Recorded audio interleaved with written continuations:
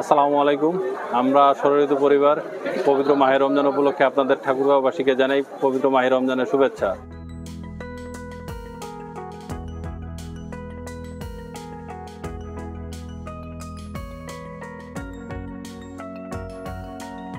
আমরা প্রতি বছরের ন্যায় এবারও ব্ল্যাকবার্ডস, খাদি বিতান সহ বেশ কয়েকটা ব্র্যান্ডের পাঞ্জাবি নিয়ে কাজ করতেছি, পাশাপাশি শার্ট, গেঞ্জি, পোলো শার্ট এগুলা নিয়ে কাজ করতেছি।